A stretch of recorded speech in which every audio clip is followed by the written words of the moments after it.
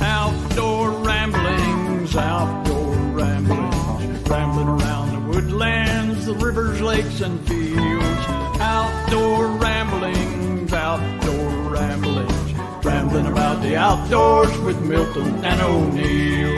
Rambling about the outdoors with Milton and O'Neill.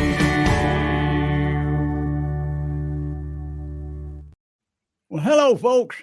I'm Milton Crabapple, and I'm here with Outdoor Hall of Fame legend O'Neill Williams. We're both co-hosts. Ain't neither one of us the host, I guess. And we're here to talk about hunting and fishing and the outdoors and telling stories and having fun, hopefully dishing out a few tips that you might enjoy and appreciate. Ain't that right, O'Neill? Yeah. Get you headed outdoors. Get your headed outdoors. You know, before we started this show, before we went on the air, as we usually do, we was messing around with our lighting, making sure we tweaking our lighting to make sure there wasn't no glare on our glasses, you know. But anyhow, it got me to thinking. I don't know if you probably don't realize this, but I had a great uncle one time that was an inventor, and a lot of folks think that they credit Thomas Edison with inventing the light bulb. But now he ain't the first one to invent it. Really? The first one was my great uncle Cyrus Crabapple. Okay. Yes, sir. He came up with the idea of a I don't even think he called it a light bulb, but a light that you could just turn on. He worked on this thing upstairs in the spare bedroom for years trying to get this thing. And one night he was up there and he thought he had it right. And he took a cord and he plugged it in, and that light came on. It just came on and lit up the room, and it kind of startled him. He went, oh my gosh. Well, his wife's in the other room. She said, Cyrus, cut out that light and come to bed. He saw right then that light bulb wasn't going to be nothing but trouble. That's right. So he abandoned the whole thing. Oh, right? I understand. Well, he missed a fine opportunity, but you've got the history of him there, so you can be proud. Most folks don't. You know, turkey season just closed, and I came home kind of sad, thinking I ain't going to get to go back out in the woods again till, you know, I don't like to get out in the woods much during the hot weather. For one reason, it's hot. Yeah. And another reason, it's just bugs and mosquitoes and triggers and ticks and poison ivy and all kind of stuff. And there ain't no hunting season. No, now, of course, if you hunt predators and things that are legal, you can. But ain't nowhere I'd rather be on this world than out in the woods or out by the lake somewhere. I was just telling you a fishing story about my grandson this past weekend, getting him out there and teaching him how to fish. But there's a whole lot more to hunting and fishing than catching. Oh, absolutely. Some of my best memories was when I was just a little kid, you know, Grandpa Crabapple taking me and my brother O.C., and we'd sometimes be with some other people, but we'd just throw a little old tent in the back of the car and drive up to the mountains somewhere to go trout fishing, or drive off to some place up around Lake Lanier up there and just throw down on the ground and build us a little camp. He'd have a shovel, dig a little pit to make a fire. He'd have us go toting rocks to make a nice little fire pit, and dragging up sticks for firewood and breaking them up and making us a wood pile, and always had an axe.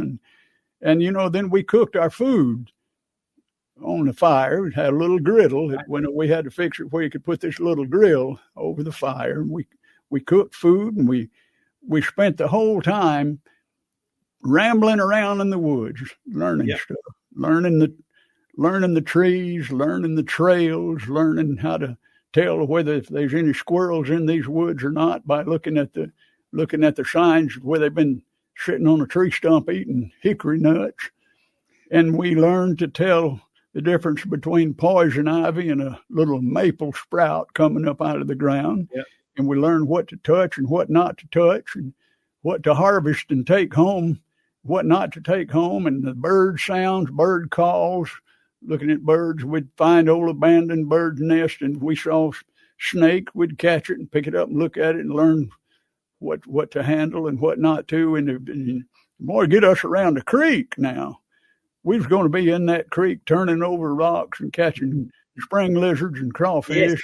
If there was a deep hole in that creek, I remember one time taking a little old cane pole that weren't much more than 6 feet long and putting about 5 feet of line on it with a little old hook and maybe a little old split shot. I don't even remember what we had on the end, but put a worm on that thing and drop it on the backside of one of them log jams in a little creek and come out of there with a red breast brim.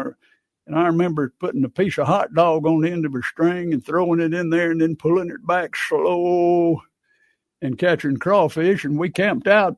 We'd take them crawfish, find an old beer can somewhere, and cut the top out of it and rinse it out in the creek and put it in the fire and get it boiling, drop them crawfish in that beer can, and boil them up and sit there and eat them. And I'm telling you, we was in high cotton when we was doing stuff like that. Well, I think what's a great demonstration here, this is something that you did, 75 years ago when you were 5-year-old. And here you are still talking about it. You're not talking about going to Texas and sitting in a deer stand. You know what I mean? You're not talking about going to Costa Rica and fishing for sailfish. For a child, for somebody to learn, just go to the woods and stick around a couple of days. You'll be busy the entire time with those things that you just mentioned. That's exactly right. I was talking to a deer hunter, very successful deer hunter, a while back, and he was telling me about his grandson. His grandson has killed 2 or 3 deer and 2 or 3 turkeys already, and I think he's 9 years old, 10 years old. And I said, we were talking about our feeders, deer feeders, and I said, I'll tell you something now. If you want to have them kids have some fun, I said, you ought to just take them out there after deer season's over, as soon as it ends, and set up on them feeders out there and hunt squirrels. I said, squirrel hunting is a whole lot more fun than deer hunting. Oh, yeah. And his response to me was, well, I don't know. I've never been squirrel hunting. Ooh. That's too bad. And I thought that was too bad, really, because, like you say, I'm sitting here, I could relive things that, and I was telling my grandson the other day when we were fishing, we drove through a big subdivision right up the road, cut through there I was on the way taking him home after we went fishing over at this private lake, going through a subdivision, and there was a big lake out there. And I said, when I was a kid, when I was your age, there weren't no houses around here, and this was a dirt road, and there wasn't a single house on this road except way up yonder at the end. And I said, but that lake was here when I was a kid. And I said, we used to come up here, me and my neighbor and my cousin, and we'd pack up and walk to that lake. Now, it was about, I guess, through the woods. The way we went through the woods, it was about a mile away. But we'd get our backpacks and the sleeping bags and our rods and reels and our flashlights and the Coleman lantern, and we'd always have with us a bucket full of Baltimore minnows. You remember the Baltimore minnows? Absolutely. And we'd have some night crawlers, and we'd go over the other side of that lake where there's a little cove. We'd make us a little campsite, and the one thing, and we'd camp out over there. We'd stay over there all day and spend the night out there in the woods by ourselves and come home the next day. The only thing we did not take with us, food. Because if we didn't catch some fish in that lake, we didn't have nothing to eat. But we never did worry about that, because we would spread out around that lake, and we'd come in with a stringer full of, sometimes it was just a long stick with a notch on the end where you run it up. We'd come back with a string of maybe a couple of bluegills and a warmouth and a couple of small bass. And, you never knew what we was going to have, but we always had us a frying pan there, and sometimes we'd cook them. But we just had a lot of fun doing that back in those days. And those are the memories I have I used to visit my cousin in the North Georgia mountains. The whole family came from the mountains, and a fishing trip with him. He was a year older, and I was 8, I guess. A fishing trip with him was, let's go get the bait. You went out into the fields and caught grasshoppers, went in behind the barn and dug for worms, and you'd find some crickets. So the fishing trip always started all the way back to getting the bait. Yeah. And I had a cane pole at his house with black nylon line, and that was my fishing rod. And the railroad ran right in front of their house. They owned, big acreage in the family. And the railroad ran in front of their house, and he and I, his name was Winfred, and he and I walked after we got the bait. We walked for 4 miles to get to the railroad trestle, and we fished underneath the trestle. Now, see, that was 8 years old, so that was 72 years ago. Some of my favorite trips. You still remember it. Yeah, I'll tell you another one of my favorite trips. You remember when they first filled up Lake Lanier? Oh, yeah. That was back in the late 50s. I'm not sure what year. It took it several years to get full. Yeah, they closed the dam in 54, and it was full by 57. That's what I thought, late 50s. Yeah. And now you talk about fishing. Now, especially crappie fishing. Now, when that lake first filled up, you could describe to them how the crappie fishing was up there, but I don't believe they believe it really. It was so good. But somebody came. Now, I lived right down the street. My uncle had a little store, Sinclair filling station in a store, and they did wash jobs and lubes and all of that. But he also sold fish bait. My cousin was a year older than me. We was like brothers, so I had fish bait accessible to me there all the time, just right there on the street. But anyhow, somebody had gone up there to 4 Mile Creek. Okay. And they caught about 200 crappie, big ones.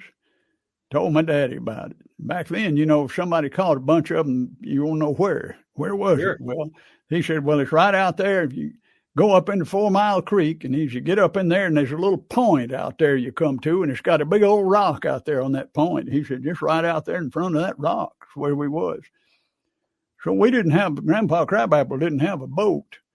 Had a little boat that we frog gigged in, but it wasn't a boat you wanted to get out on Lake Lanier in at all. So we parked there on Highway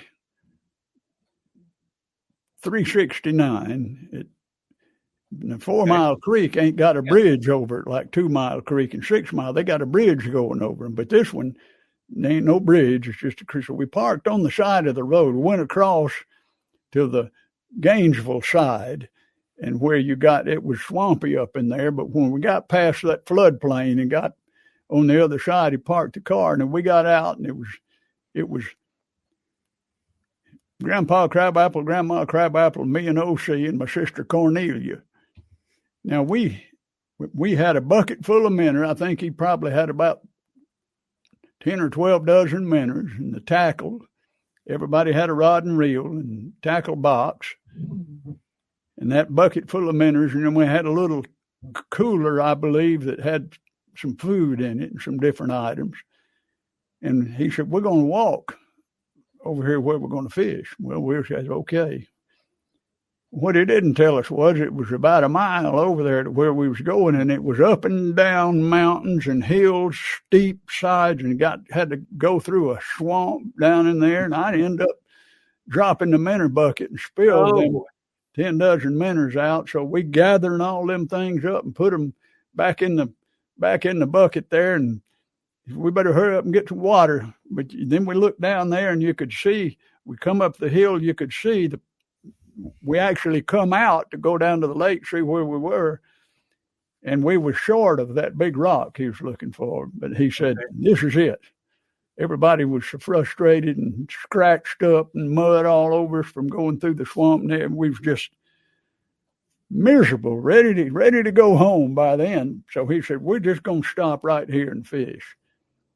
Well, I put a minnow on there and threw it out in there, and as soon as it hit the water, that float disappeared. And I come in, I had me a crappie, nice one, Yeah. And we got to catching them. I think we caught 88 crappie right there.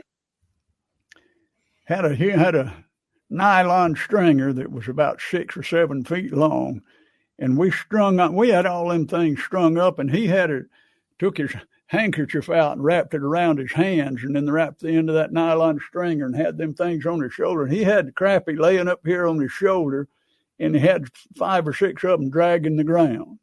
That's how long that string of crappie was.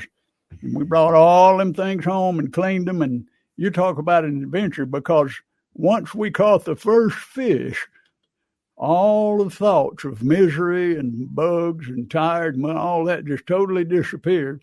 And that turned into a fishing trip, one of the best fishing trips I've ever been in my life. And don't you wish you had a cell phone so you could have a picture of that? I actually do have a picture of. No, I don't know that I do have a picture of that we got some pictures from those old days of fish we caught, but not of that particular one. But so many adventures like that. I couldn't tell them all on here. Yeah. Well, I had a good experience this week, and maybe it'll be a little demo.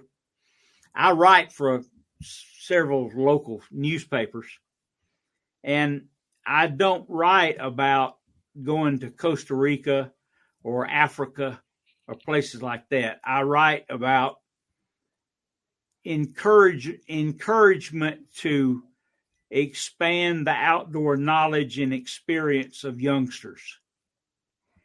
Everybody has to have something to hang their hat on. In your case with your grandson, it's chess, right? That's true. Somebody's a football player or something like that. Everybody has to have something. And being a skilled outdoorsman as a youngster, it separates you from everybody. Everything else is easy. I know in my case with Travis, who now lives in Oklahoma, he would have been a really good football player in high school, but that was the fall of the year. That's deer season. So he didn't play football. He went deer hunting every day. There you go. And so in writing these advice columns, I had someone come up to me just the other day, a nice lady, and she said, "I enjoy your columns so much." I said, "Well, thank you. I appreciate you saying that. I have learned so much about taking my children and grandchildren into the woods and enjoying it." And that meant a lot to me. That's all what it's about right there. Absolutely. And we talked about it for a minute, and you're a big proponent of and encouragement for squirrel hunting.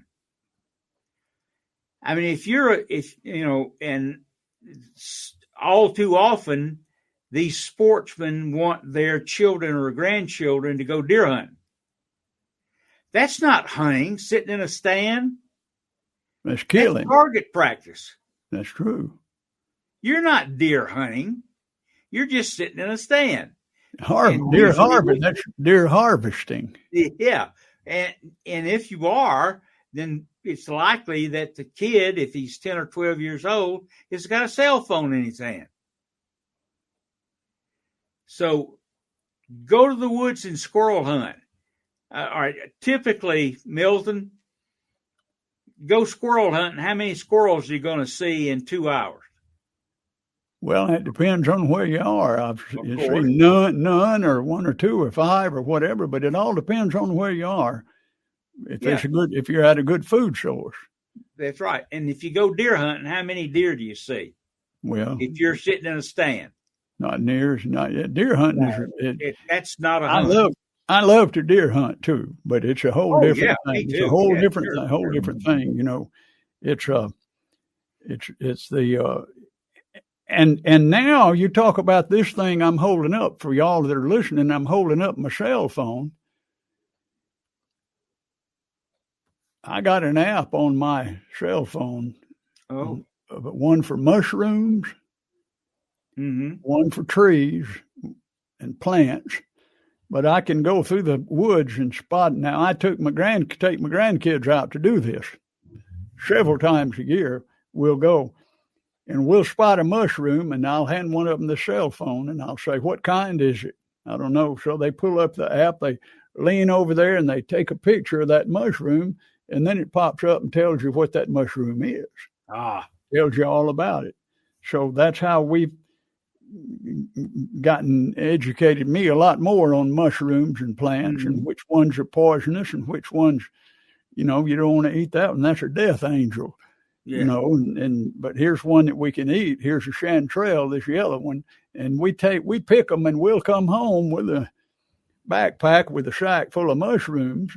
We'll come home and we'll come in the house and dust them off in the sink and get a skillet heated up with some butter and some garlic salt, and we'll saute up them mushrooms, and we'll sit around and eat them. We'll talk about how they taste. Which one did you like the best, this one or that one?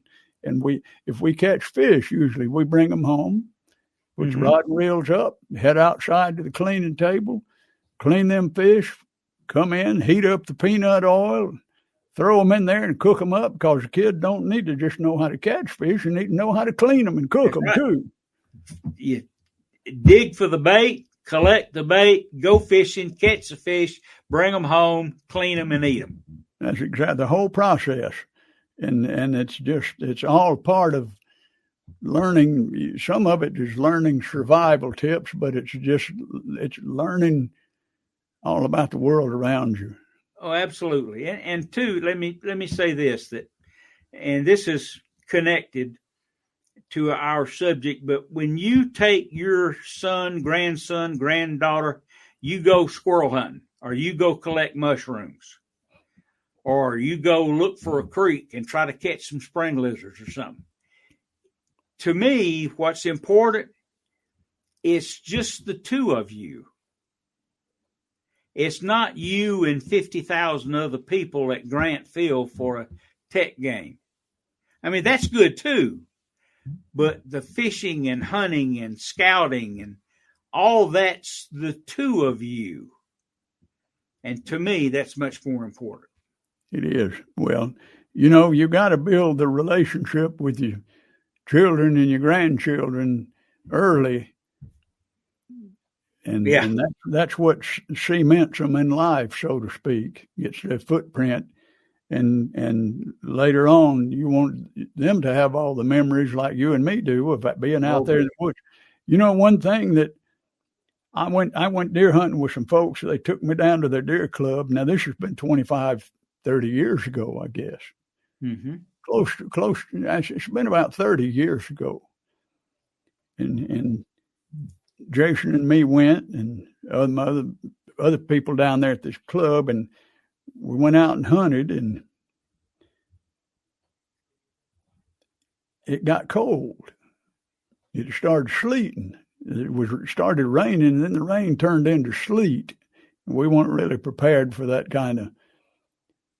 We knew it was going to kind of get cold, and we'd been dropped off, so the fellow was going to come back and pick us up a little later, you know. So we built this. And Jack and I said, "Well, we'll build this little fire here." So I got my little. I just happened to have a mouse nest in my pouch on the back that I used.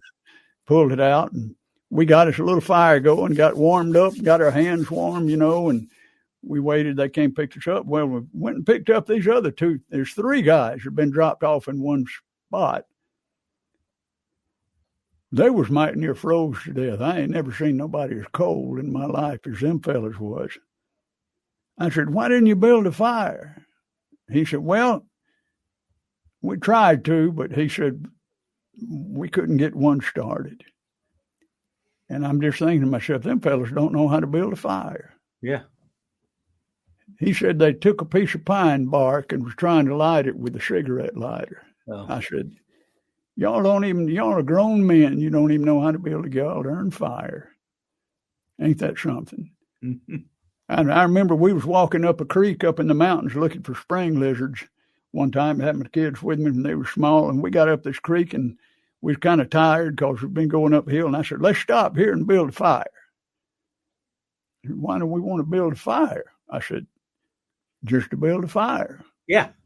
We're going to build us a little fire here and sit here for a minute. And they said, but it ain't cold outside. I said, it don't have to be cold. We're going to build a fire just for the sake of building a fire. We built us a little fire there and sat around it. And then we kicked it out and poured creek water on it, put it out and went on. But I guarantee you, both of my kids right now, they're grown. I got grandkids, but all of them can build a goddamn fire. Had a mouse nest in your pocket.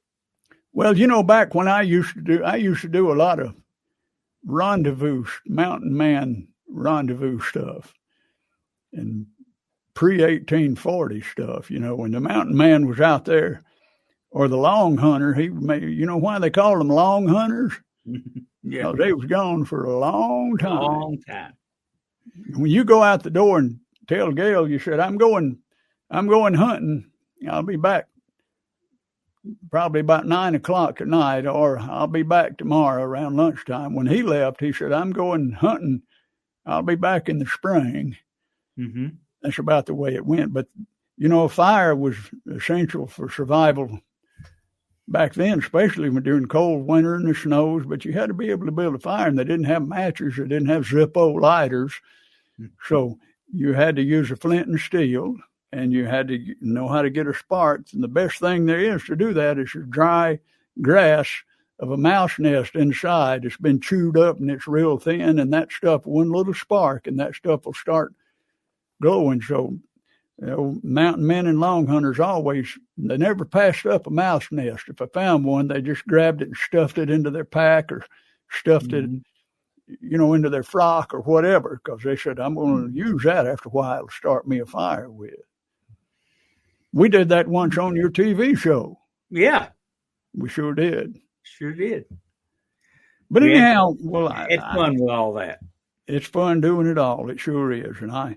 But I just thought this would be a good topic for us to talk about, because I know you grew up the same way I did. Skint knees.